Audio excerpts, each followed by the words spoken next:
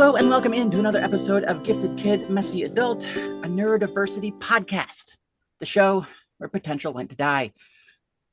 Today's a very special episode. We are interviewing the indomitable Cait Glasson, one of the first gifted kids in all of Canada or just your province? All of Canada. Wow. Okay. So I didn't know that the gifted program predated electricity. Ooh, you. Well, that didn't last very long.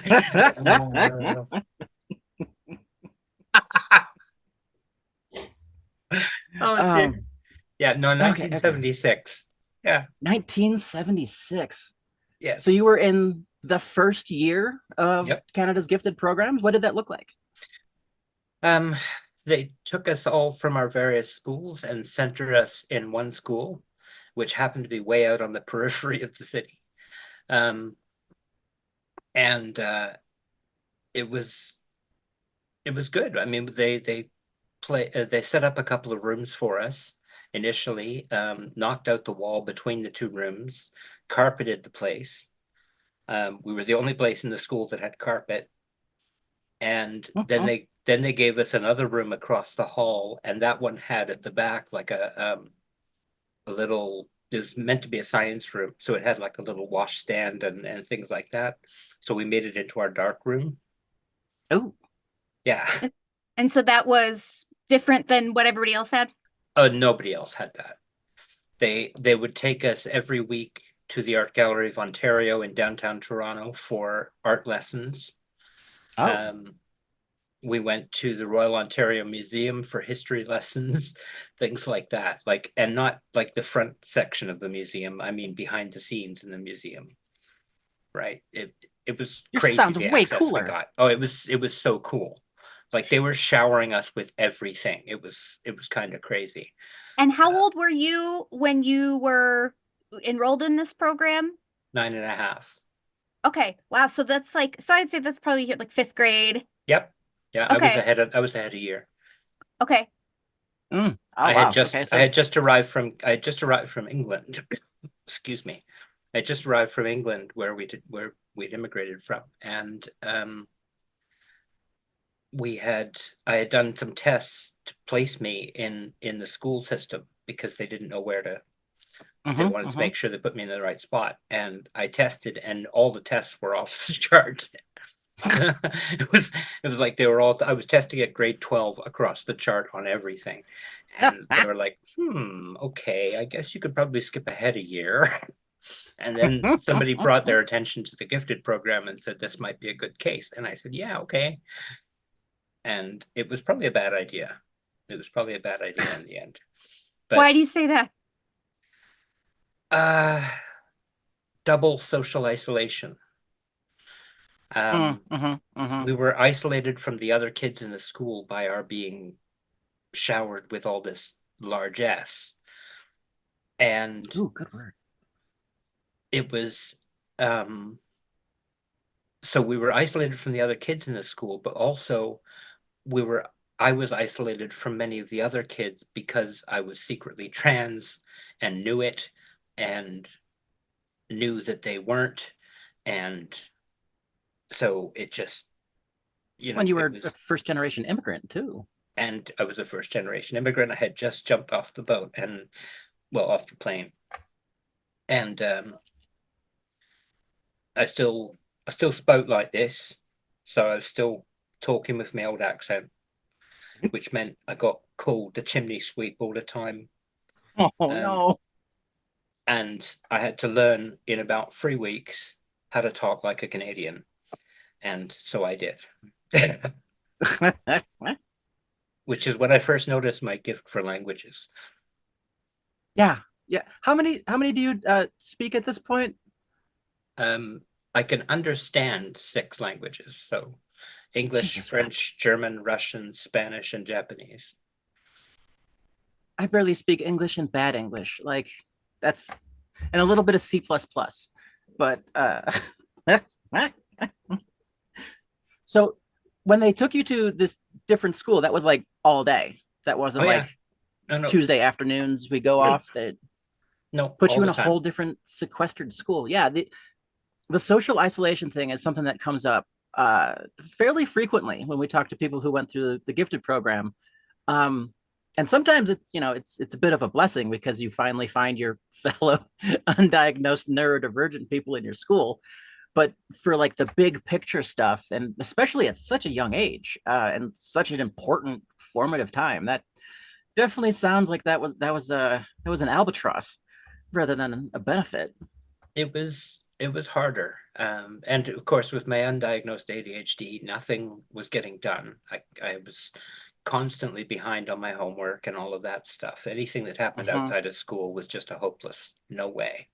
Mm-hmm. Um, and yeah, that was difficult. It was also difficult in class because it was hard for me to pay attention very long, and I was always, writing instead in my book or whatever, um, including textbooks, whatever. If I had paper at my hand, it was going to get written on. Hmm. So, unfortunately, a bit of a bad habit, but I, yeah, was always doodling or writing or something, always, always. Were you hyperlexic, just burning through reading books Oh yeah, at a oh yeah, yeah. I read The Hobbit when I was 11, and then I read The Lord of the Rings the next year. Um, and it took me, I think the first time I read the entire Lord of the Rings in about a week and a half. oh. Um, I didn't do anything else. I basically hyper focused and I was going to do that and nothing else for several days, and that's what I did. So it was in the summer, and I could do that sort of thing. So Mm-hmm, mm-hmm, mm-hmm. young enough not to have a job yet. So Yeah, yeah. I have still not physically like read the Lord of the Rings with my eyes, but I I have a very hard time just reading stuff. I pretty much just have to do audiobooks. But even right, getting through the audiobooks of the Lord of the Rings is a bit of a challenge. that takes a long time. Yeah. Like if I have a house to build, that'd be perfect. Like Mm-hmm. uh So, I how did your schooling in Canada in the gifted program, how was that different from what you experienced previously up until that point? I hadn't really had any experience in Canada before that point. That was literally my first experience of school in Canada. Mm-hmm. Because it was right after my placement test that they put me into this thing. I had like a week and a half in another school, just basically babysitting. And mhm. then when they found out that this was appropriate, they transferred me to the gifted school. How is So it different from what you experienced in England as in far as your England, schooling? co-ed, that was a big difference. Um, Hmm. oh yeah, when I was going to school in England, it was boys' schools, girls' schools. Um, you Oh, if that sometimes was had, good for the dysphoria. oh God, yeah. Um, I went to one school that was mixed before I came here, but it was mixed in a strange way. Like the playgrounds were separate, right? There was a boys' side of the playground and a girls' side of the playground, and a fence between them. Wow. And on the building, carved into the pediment, it said boys' entrance and girls' entrance. Like, I mean, this was serious business for them. Wow.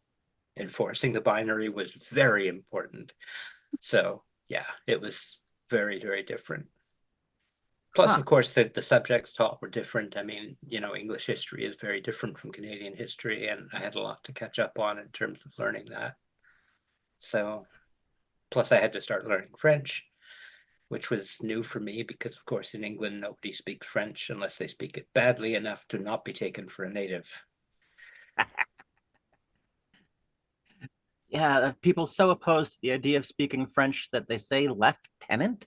Yes, I mean, where are you getting that pronunciation? What are you doing? It's just made up. I Did know where it comes from, but never mind. um I want to know where it comes from Later. later. so so you said you've got, these special facilities for your class. How did the other kids in the school react, or to the fact that you had such different learning environments? Oh, they shunned us. I mean, it was a K-6 school, so and we were all in grade 5, so there were kids bigger than us in the school, who were very resentful of the fact that the big kids, didn't get the stuff. And once it was put about why we were set aside, of course, we became the Browner class. Browner being a Canadianism for somebody who's very good in school. Oh. Right? A like brown noser? Brown noser, yes, exactly. Like a suck up? Okay. Yep. Got it. Mm-hmm. Yeah. So you didn't deserve this. You're just being given this because. Yeah. Because you think you're so smart. Oh yeah. Did you think you were so smart? I knew I was. I knew I was. I mean, I could say differently, but I knew I was. I mean, I've been reading since I was 3. My father used to take me out at parties as a party trick, because I'd read the newspaper titles for him. Right? Like, here, read the headlines. Okay. So yeah, I mean, did you teach yourself to read? Pretty much. Okay, so hyperlexic from jump. Yeah, I loved reading when I was a kid. I loved reading. I still have a couple of books that I had when I was a very, very small child. Oh. Tootles the Taxi is one of them. Oh. It's a thing going through a town and showing you a town full of different vehicles, all with Thomas the Tank Engine type faces. Sounds mildly terrifying. Yes, it was. So that school was K-6. What came after that? They took us to a different school for 7 and 8.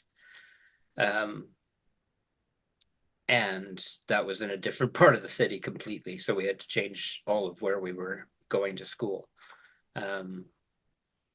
which was, stressful. But we got it sorted out, and we got to take Italian for a year instead of French. Oh. For no particular reason, except that the person who taught French also spoke Italian, so they decided to teach us Italian instead. Because they just figured we could handle it. What the heck? So I'm loving the forethought that went into this. It was very experimental, because they had no idea what they were doing. Right? They were clear that they didn't know what they were doing. Was it the same kids? Like, were you in your same group of, and how many were there? I think 25 in the initial class, and then we gained a few in the next year. Lost a few in the next year when in grade 9. Not grade 8, grade 9, we lost a few. And actually after grade 8, a bunch of them who hadn't skipped grades already went ahead to grade 9 instead. I had already skipped a grade, and I would have been 12 years old in grade 9. And as at 12 years old, I was about 4'1". I thought this was probably not the place for me. So I decided not to go ahead another year, which was probably a good choice. Yeah, opting out. So then you moved from, a class of what, 2 dozen at maybe 3 dozen at most. Yeah. And then back into the mainstream regular school, back into the big pond. How many was that? Well, eventually, no, we had the one more year that I was in the program. Like, other people went on, but I was only in the program for one more year till grade 9. And then the social isolation became so bad in high school. I think I've told you about the Great Hindenburging. Refresh me. Oh gosh. Because our podcast audience hasn't heard it. Oh gosh. Okay. For design of the school reasons, the smoking area was in a particular spot. And in order to get from classes from one side to the other, you had to pass either up and over and around and down, or through the smoking area. Obviously, it was much more convenient to go through the smoking area full of bullies. We were two kids, my friend Stephen and I were two kids, 4'5", in high school. We were being teased mercilessly as the Browners because they were giving us all this stuff again in the high school this time. And so one day we got fed up with this. We went to the science lab, which was on the one side of the smoking area, and we set up some bottles with hydrochloric acid in them. We put some zinc in the hydrochloric acid, which made zinc chloride and hydrogen. Woo, hydrogen, a wonderful lifting gas. So we filled some balloons with it. A whole bunch of party balloons, right? I had about 15, Steve had about 20. And we took them and tied them all on strings and everything in a big bundle. And Stephen and I walked out into the smoking area, knowing exactly what was going to come. So inevitably, the bullies took the balloons from us. And having taken the balloons from us, inevitably somebody got the wise idea to pop it with his cigarette.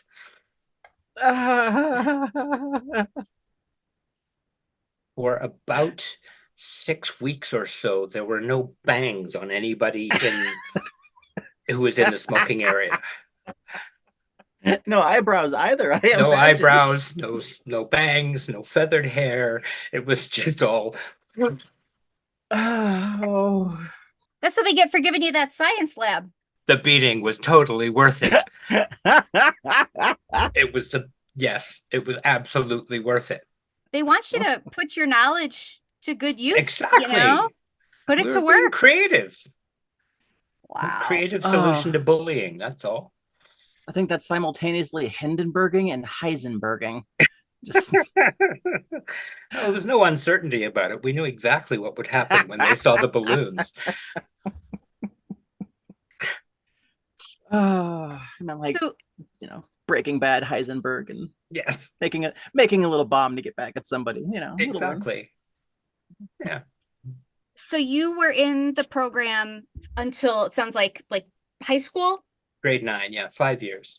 And then in high school, did you just matriculate into like a regular curriculum, or were there honors classes, or how did that work? Oh no, I just went into the regular curriculum, but there were still advanced classes. There were 2 streams, basically, general and advanced. So I took all advanced classes and everything that I took, but yeah, I went to the regular school and was still very nerdy. I took all the science classes I could, and I took Latin every year for like 3 years in high school. As you do. Yeah. And then the interaction between my depression, my seasonal affective depression, and my ADHD became brutal. In high school, my marks fell to the situation where I was getting about 85s in the first term, getting about 23 to 30 in the second term, and then 90s in the third term. And so my teachers were extraordinarily frustrated with me because basically from about December till March, I just didn't get anything done, right? Because between the seasonal affective and ADHD, I just was not going to get homework done. It was that simple. And I still did really well on all the tests. That's how I got the few marks that I did. But you can't do it all with tests. At least not till university, anyway. You didn't have any neurotransmitters. There was no gas in your brain car. Yeah. So and that happened every year. So I actually failed grade 13 the first time I took it, because we actually had the 13th year of high school until about 20 years ago. Really? So yeah. So I actually failed my first attempt at grade 13. I didn't get my English credit, which meant I couldn't pass, because I just couldn't be bothered to do the homework, and in English that's all there was. So My teacher Yeah. was extremely frustrated with me. And despite the fact that I failed, he actually wrote me my reference letter to go to university. So, Oh, were they at least, aware of the fact that you were probably frustrated with yourself as well, or oh was yeah. this purely Oh yeah, they knew. They knew. you had It was such always, potential? oh God, yes. Oh, I hate that phrase so much.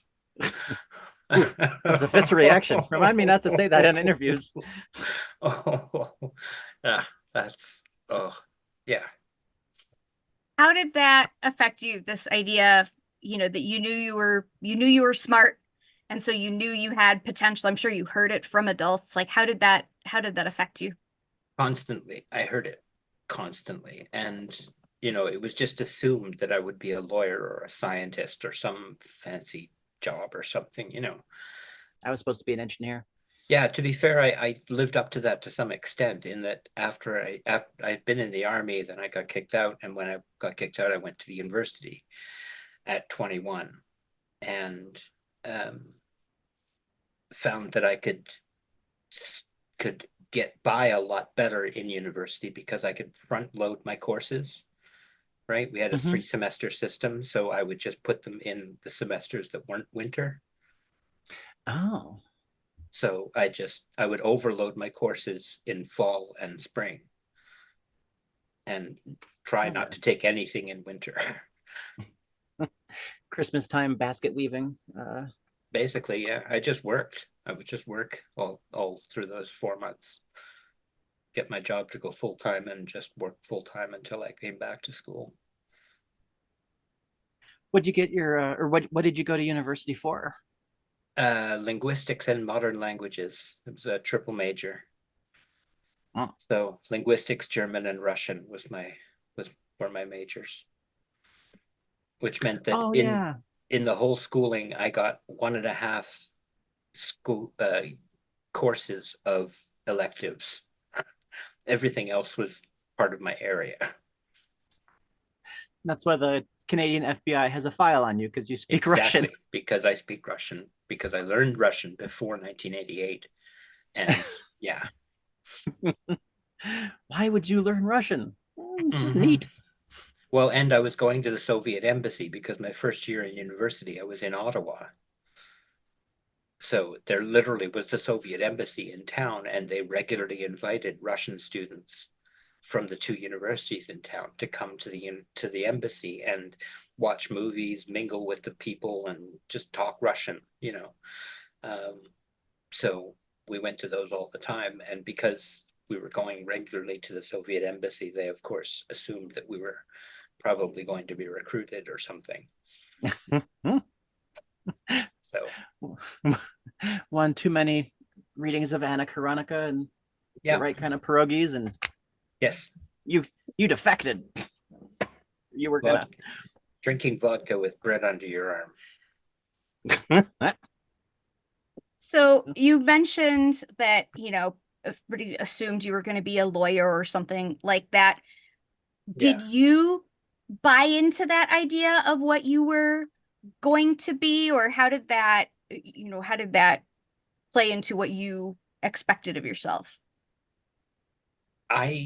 things got a little weird after when I was 15, my father was killed in an accident. Oh, Um, and that kind of messed me up a fair bit.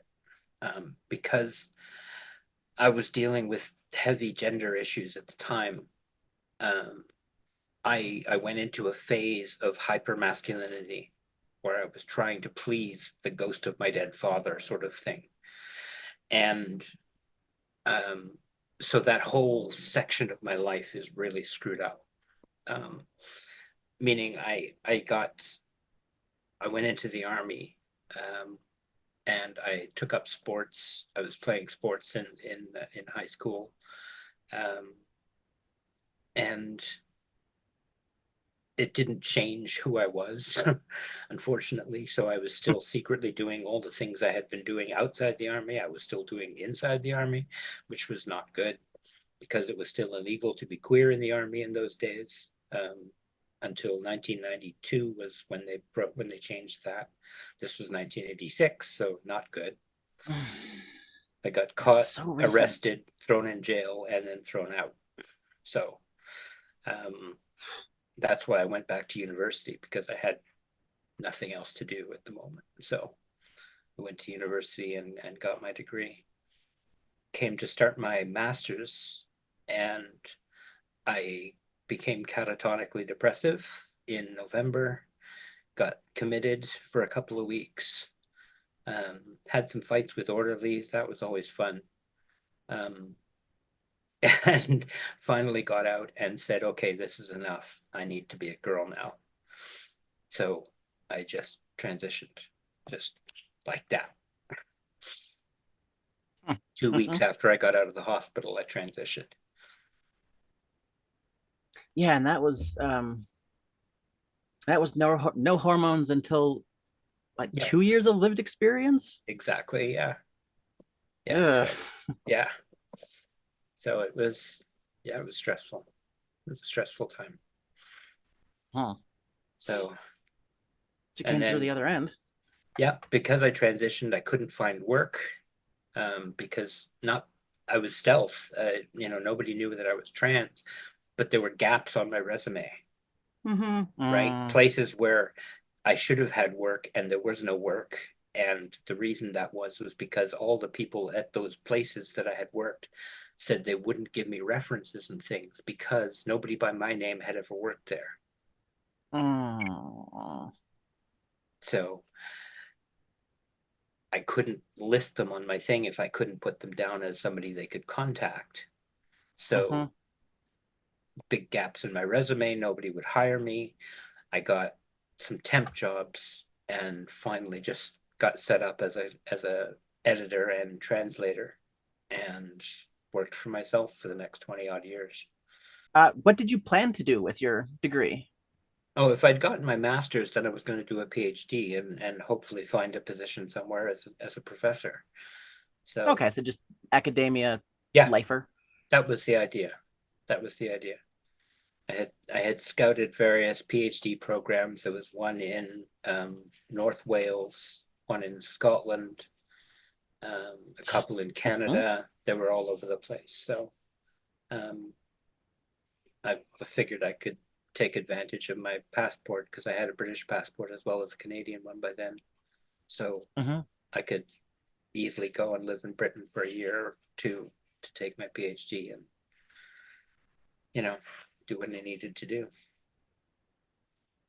Did that idea from childhood of, oh, you're going to be a lawyer, you're going to do this, you're going to do that, did that affect you once you kind of got settled like into your career? Did you ever think back about that, or were you pretty happy with where you ended up? Did you feel like there was wasted potential? No, I was very happy with where I ended up. The only thing that would have made it better would have been had I gotten the book deals that I tried to get. Several times I applied, and one time I made the shortest of short lists. There was only 2 of us in the running for the book. And it was so unfair. They gave us 3 days to translate these 4 pages. No problem. I sat down, did it, got it done in time, submitted it, no problem. The other translator said, I need an extension. So they gave him an extra 3 days. So he finally gets it done, turns it in, and they said, oh, we like his better. I'm like, yeah, but that's not what you that's not fair. He had twice the time. Of course. It's like, I'm sure it had nothing to do with the fact that he was at the time he. Yes. No, I'm sure that was completely unrelated. It was a spy thriller book. I was really looking forward to it too. But because I figured if I could get one, then I could probably get more. Oh, yeah. And being a book translator would be very much my thing. Yeah, foot in the door in that kind of industry, there's not that many people. Yeah. And once you get published, it's a pretty good chance you'll get published again. So Yeah. Oh well, what might have been. Do you, looking back on the gifted kid experience, do you feel like that affected you long term? And if so, how? I think in the long term, what it taught me was that I was different from the other kids in the gifted program as much as I was different from the kids outside the program. Um, Not that I was smarter than them. Some of them are you know, nuclear physicists now. I mean, they're incredibly smart people. They're um, but in that I was different because I was ADHD, because I am now briefly sort of coming to the idea that I might have been autistic as well. And the way things went in that program, where everything was set up to make me succeed, and I still didn't, made it clear to me that there was something interfering, because I knew that I was as smart as most of the people in that class. So I knew that I fit. I just didn't fit. Mm-hmm. Yeah, a round peg like me should be going through this just perfectly, right? Like, Exactly. look at all those other round pegs, right? Mm-hmm. If you Mm. had to do it over again, would you go through that gifted program again, or would you prefer to mainstream?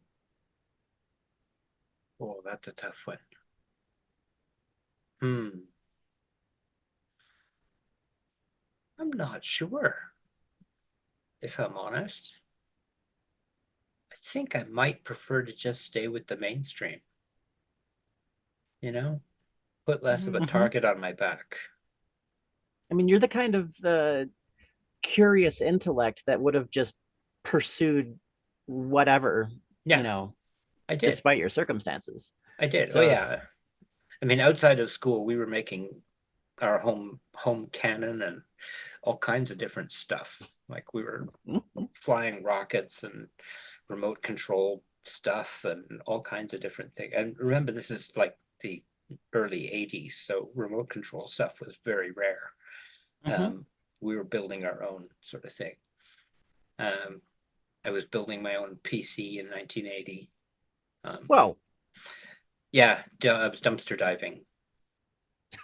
There were there there were there were all these tech companies all around us in the area that we lived in, North Toronto, and so I used to go dumpster diving behind their buildings, because when they were finished with computers and stuff, they would just throw them out, Mhm, right? And so they'd literally be in the dumpsters. So mhm, my friends and I would go around and collect them, and we get, here's a motherboard. Oh, hey, I found a CPU, this mhm. sort of thing. And we built our own machines out of the stuff we found. So Holy cow, a 128 drive. yeah, exactly. A junkyard PC. It was great. Now, So did you get along with other kids? Because one of the things that we hear sometimes, I know that I experienced, was I didn't really get along with my peers. So I thought mainstreaming might have made that worse, you know? But how are you with kids either in your program and then out of your program? I, when I was young, we moved all the time. All right. For instance, when I moved into this address where I live right now, where I've been for 18 years, it was my 34th address. Wow. Holy cow. I was 40 years old. And I had lived the previous 11 years in one place. Oh So my gosh. for the last 29 years, I've lived in two places, and those are my 33rd and 34th addresses, starting when I was 29. Are you sure So y'all weren't Russian spies? Because we kind of sounds like you were on the run. we just moved. We were so poor, we were constantly getting kicked out of places for not Yeah. paying the rent and things like that. Or we were, at one point we were living in a trailer, and that's not what it means in the US, right? By a trailer, I Mm. mean one of those little English trailers, the little cute rounded ones. Like an Have you Airstream? seen? Yeah, no. I mean, much, much smaller, like a camping size trailer. Oh. Like, like a Like a camper trailer. caravan. Yes, exactly. A caravan. Exactly that. So Whew. we lived in one of those, the four of us, for a while. So yeah, it was, yeah. We moved a lot. And so because of moving a lot, I had to make friends quickly a lot. And so I developed what I have now come to realize are basically a set of algorithms for how to do that, Mm-hmm. right? How to approach people, how to, start getting something interesting going on. All of that. I've just got this list of things. Try this, try this, try this, try this. Oh, if this is successful, go here. Mm-hmm. Like I've got all these algorithms, and that's how I manage my social interactions. That's how I was able to mask as semi-normal for so long is is by just putting together a program that allowed me to act like a human. It's not normal. That's boring. You were Yeah. pretending to be boring. Mm. I remember Neuro we were talking neuro about bland. yeah, neuroplant. Well, we were talking about facial expressions forever ago. Yes. And you went, well, of course I can read facial expressions. I have an algorithm. I'm like the Terminator vision. You went, yeah, exactly like that. I went, honey, that's not what the neuroblends do. No. That's just automatic. We got Yeah. to think about it. Yeah. Yeah. I've just been doing it for so long.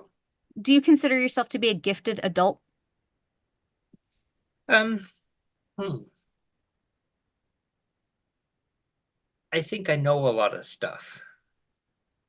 Um, and that's kind of a result of having been smart and inquisitive and curious and reading crazy. Um, but I don't feel like I'm that much smarter than other people anymore.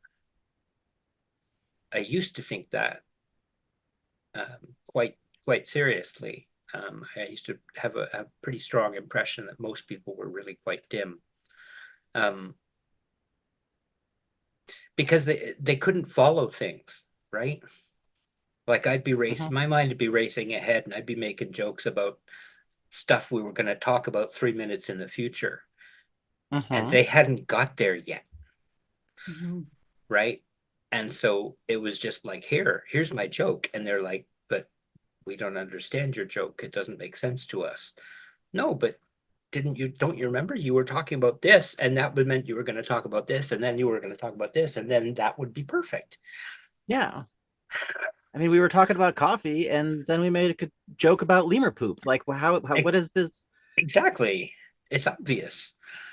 So Tell yeah, me you're neurodivergent without telling me you're neurodivergent. yeah, yeah. So I'm gonna go on a little bit of a limb and say, yeah, you're smarter than just about everybody I know. So weird. I know a lot of smart people. yeah, you're one of them. Yeah. I know that. I just don't think I'm smarter. Mm, I think you don't give yourself quite enough credit there, my love. Maybe. Maybe. Oh, that was of all of the interviews and all of the descriptions of different gifted programs, that was one of the weirdest and coolest, I think. Like, Yeah. we're running low on time, but at some point I'm going to need to pick your brain about these parts of the museum that no one else got to see. Oh yeah. 'Cause that sounds Yeah. super cool. It was very cool. That Very sounds like jealous right now. yeah, a dream of mine. Like, oh, Envious. Yes. Well, wonderful. Any final thoughts on what being a gifted kid imparted or lastingly helped form you into? Or I think it taught me to value the fact that I am smart. And I think that's good.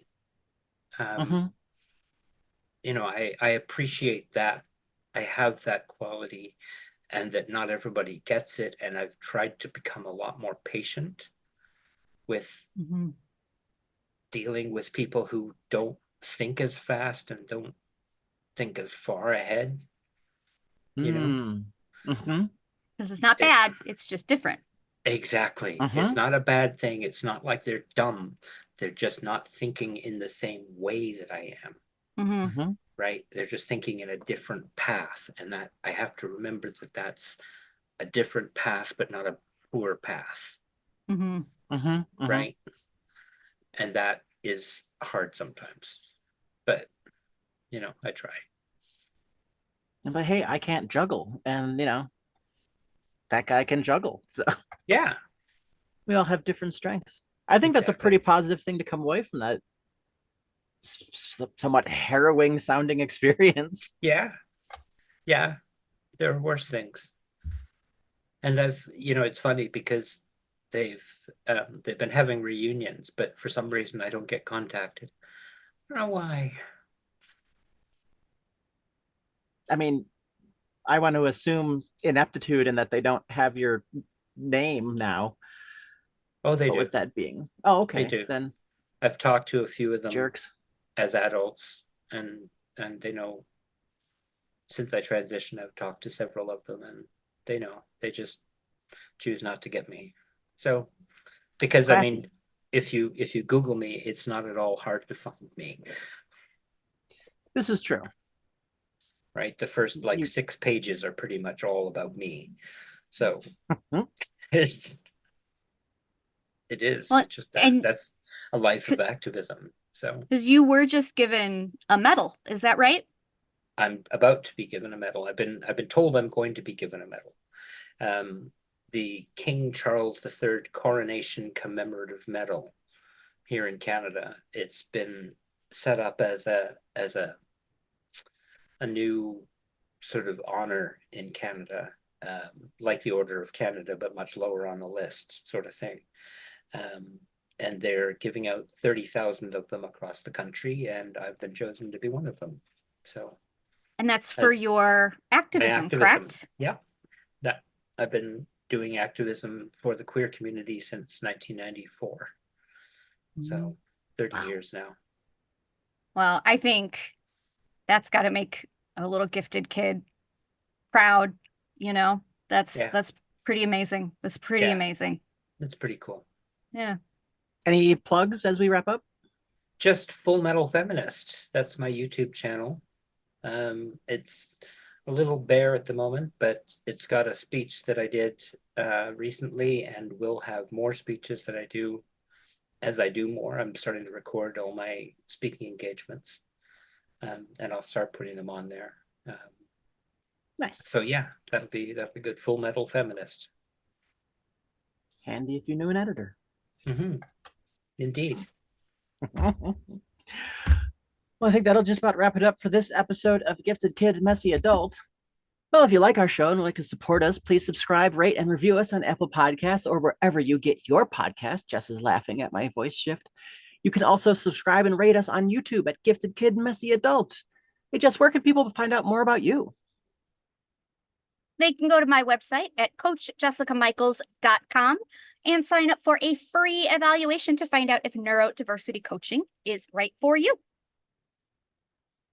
If you'd like to support us financially, you can find us on Patreon at the Neurodiverse Workplace, where subscribers get access to all kinds of bonus content, curated memes, behind-the-scenes shenanigans, voting on future topics, and you can help us keep the lights on here and at home while also helping us provide free resources and support for our fellow neurodivergent adults, because everyone deserves resources and support. If you'd like to suggest a future topic or just say nice things and give us that sweet, sweet external validation, please email us your thoughts, questions, or praise to giftedkidmessyadult@gmail.com. And you can also support us by checking out our GoFundMe to help pay for our medical expenses. So link in the show notes, or just search Jess and Ellie's Fight for Health. So until next time, take care of each other out there.